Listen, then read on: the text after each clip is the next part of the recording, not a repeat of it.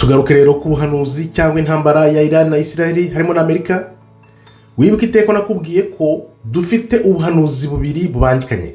Hari ubuhanuzi bw'Uwiteka Imana bwanditse muri Bibiliya neza, n'ubundi buhanuzi cyangwa undi mujyo wa satani ishaka guca umuvuno kugira ngo yifatire abantu bose izabajyane mu irimbukiro, ibaha cya kimenyetso umubare n'izina by'inyamaswa. Ibyo bintu rero uko byatangiye kera bihishe, ariko abantu ntibabimenye. Gusa Imana yaravuze ngo nta kintu na kimwe cyakorewe ahatabona kitazajya hagaragara. Byatangiye gute rero? Ibintu bya IRANI, Isiraheli, Amerika, bariya barabu, Arabie Saoudite, byatangiye gute byose bijiki? Uwo mujyo wa satani, ubuhanuzi bwa satani uteye ute? Ubuhanuzi bw'Imana Uwiteka buteye bute? Dusubire inyuma rero. Mu 1974 Amerika yasinye amasezerano na Arabie Saoudite ko ibicuruzwa byose bya peteroli biva muri Arabie Saoudite bizajya bigurishwa mu madolari. Urumva rero ibyo byahaye ingufu Amerika, ari byo byatumye Amerika ibigihangangira komera cyane, kubera ko muri za 70 60 na mbere yaho Ubwongereza nibwo bwari bukomeye, ipound ari ryo faranga ryari komeye. Noneho abanyamerika bakuriwe no bitaga Henry Kissinger yabaye minisitiri w'ububanyi n'amahanga wa Amerika, uwo bita Secretary of State muri Amerika, twamugeranye nka minisitiri w'ububanyi n'amahanga w'ibindi bihugu ku isi. Baciye umuguno rero, baca umuvuno baravuga bati reka tukwereke ibintu byose bicuruzwa muri peteroli bigomba kujya bigurwa mu madolari. Noneho aho bakora bugesera ni hehe? Atari ukubigurisha mu madolari gusa. Urumva Arabie Saoudite barabwiye mwebwe tuzabaha ingabo, tubahe intwaro, tubarindira umutekano, nta muntu n'umwe uzabakora. Kuko biryo bihe ba Saddam Hussein n'ibindi bihugu byose bari bakomeye bendereza ibihugu byose hirya no hino. Noneho baravuga bati Amerika ibwitubwiye bino bintu, reka tuyihe amavuta, tuyihe ibintu byose biva muri peteroli, noneho yo iturinde, nimara kuturinda twebwe tubaho ngaho nk'abantu bakomeye, ntihagire n'umuntu umwe wongera kutuvugiraho nk'uko abantu bamye bateza intambara hirya no hino. Byagenze gute rero? Basinye amasezerano y'imyaka 40 niba atari 50. Noneho kuva icyo gihe barayasinye. Bamaze kuyasinya ya masezerano yararangiye. Amaze kurangira rero Arabie Saoudite iravuga iti ibintu mwadufatiye byaduhize habi, ahubwo byaduteje ubukene. Noneho nubwo mwe muvuga muti muri Amerika mufite intwaro n'ibyo byose, ya masezerano yararangiye. Arabie Saoudite rero yanze kongera ya masezerano kubera ko babonye ko ibintu byose byagurishwaga mu madolari. Noneho ya madolari avuyemo bakongera kuyasubiza mu bintu by'ubucuruzi faranga byo muri Amerika. Urumva abanyamerika ari abantu bagome cyane. Niho rero babikuye. Noneho IRANI, wibuke ko hari ibihugu bidafitwemo amabanki n'abantu ba satani baba muri Amerika bita Rothschild.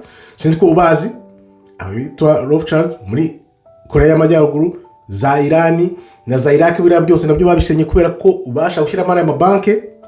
IRANI rero Korea y'Amajyaruguru, Cuba n'ibindi bihugu nka bibiri nibyo byonyine bisigaye bidafite amabanki. None kubera ko IRANI ifite amavuta menshi, kandi IRANI iri mu buhanuzi kuva kera na kare, Persi urayizi, bazi neza ko izatuma buriya bwoko bwijyanye muri Isiraheli bumenyekana. Noneho kandi ifite n'amavuta, bakavuga bati aya mavuta niyo bazakoresha, nibyo bintu bazakora, kuko uriya muhoro wa Hormuz unyura kuri IRANI unyuramo amavuta y'isi yose agera kuri 20%. Noneho bavuga bati reka tujye Venezuela dufate amavuta yaho, Maduro ariyo mpamvu bamuvanyeho, niturangiza bigishyushye duhita tujya no muri IRANI duhita tuyikubita. Niko bumvaga. Narakubwiye ni IRANI izabahagama, yarabahagamye. Bumvaga ko ari agafu k'ivuga rimwe, bakabeshya ngo IRANI ngirashaka gukora nuke, ngirashaka gukora bomba atomique n'ibyo byose. Niwo mujyo babishyizemo, ariko ikibyihishe inyuma nuko Amerika iri kugwa. Narakubwiye Amerika igomba kugwa. Izagwite? Urabona Arabie Saoudite nivana gucuruza amavuta yayo mu madolari, ibindi bihugu byose bikanga gucuruza mu madolari, no kuvuga ngo Amerika izabiguye. Kandi Amerika nigwa, Israel izahita igaragara. Bigenda bite rero? Iyo igihugu cy'igihanganye buri giteka gitaye agaciro k'ifaranga, hakurikiraho iki? Ngaho mbwira ni mubyumva wabimenye. Intambara ni intambara ikurikira rero. No kuvuga ngo IRANI nikomeza kubahagama, n'ibindi bihugu bikabona ko noneho bizahagama, Amerika na Israel bafite amahitamo nk'abiri gusa. ni ukwemera ko batsinzwe intambara cyangwa se ahubwo bazahita batera bomba atomic nuke bakubure, ariko ntabwo bizahera kuko isi yose irareba kandi n'Imana irahari. Bizagenda gute rero?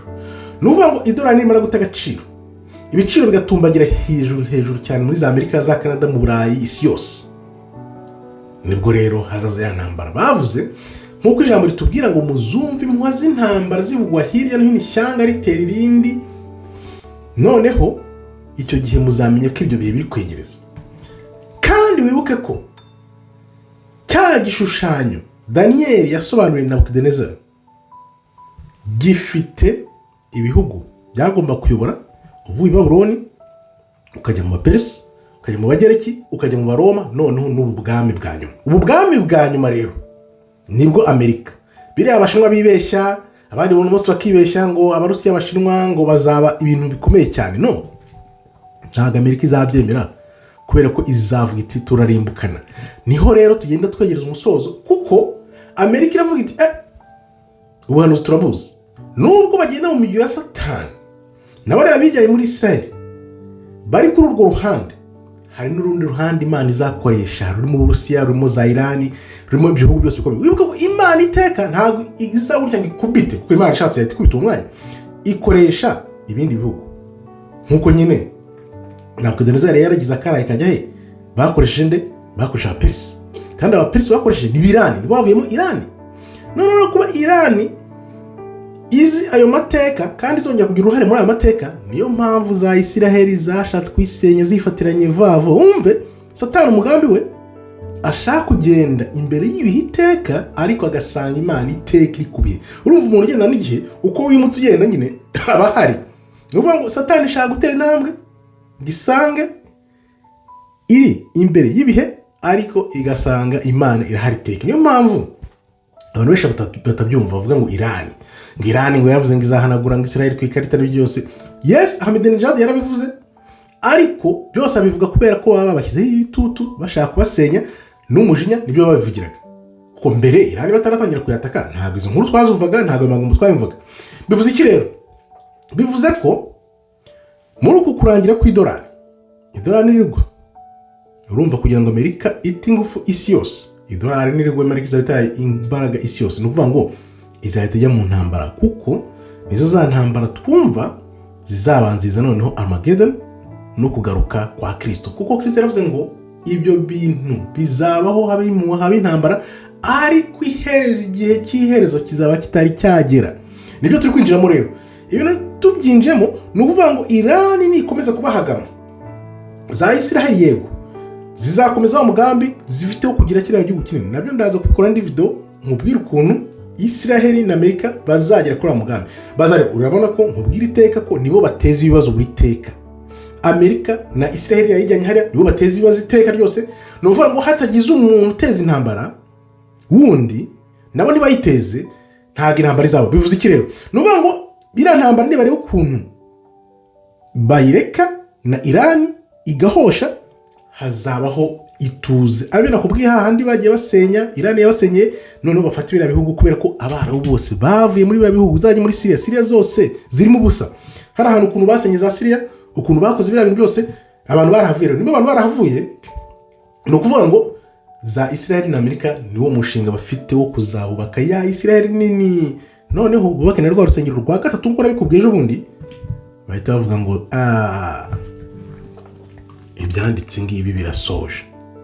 Urumva iyo ni gahunda n'uruhande rwa satani, ariko bazaba bazi ko birangiye, ahubwo bizabitangiye. Nibwo Imana rero izaseruka ikerekana ishyanga rizaba rikomeye, haribwo Uburusiya na za IRANI zizongera kwisuganya n'Ubushinwa, noneho bakora intambara. Niba bakora intambara basenye za Amerika, basenye Israel yajyanye hariya, noneho Kristo abari ugaruka, noneho ayobore, tuba abantu be nawe abe umwami wacu. Niko bimeze ibintu muri Amerika. Ntago bashaka ko bigaragara ayo masezerano yasinywe muri 1974, nta muntu wari uyazi, nta muntu wari yarayumvise. Ariko urumva ibintu by'ubugisha, ibintu byose bicuruzwa muri petroli bigomba kugurishwa mu madolari. Ayo madolari, kuko igihugu cyose cy'isi cyose kidakeneye amadolari n'ikihe. N'ubanga ibihugu byose byabanzaga kugomba kugura amadolari hirya no hino kugira ngo bagure amavuta. Nibamara kugura amavuta noneho Arabie Saoudite nayo ifate amafaranga iyabitse muri Amerika mu migabane, bya bintu bita imigabane faranga n'ibiki byose, impapuro faranga, akaba ari byo babibitsa muri Amerika. Urumva ko Amerika yari ifite Arabie Saoudite mu mufuka. Noneho ya masezerano arangiye, Arabie Saoudite iravuga ati no, ntibishoboka. Amerika rero iravuga ati iyo twasinye twarasinye, ibikurikira ni ibihe. Nuko twafata Venezuela, tugafata IRANI, noneho byari byose twabonaga muri Arabie Saoudite, nubwo tutari dufite, noneho bo bakumva ko babifata ku buntu, bakavuga ko bagiye kongera gukomera. Ariko basanze IRANI iri mu mugambi w'Imana w'ubuhanuzi nk'uko nabikubwiye, niyo mpamvu iri kubahagama. Ngira rero ngo urabyumvise, noneho ahasigaye nawe uzujuza tuganire, noneho umenye ukuri aho guharira, kuko ukuri kubohora imbohe. Nkabashimiye rero, Imana ikomeze ibarinde. Shalom shalom, todaba tov meyot.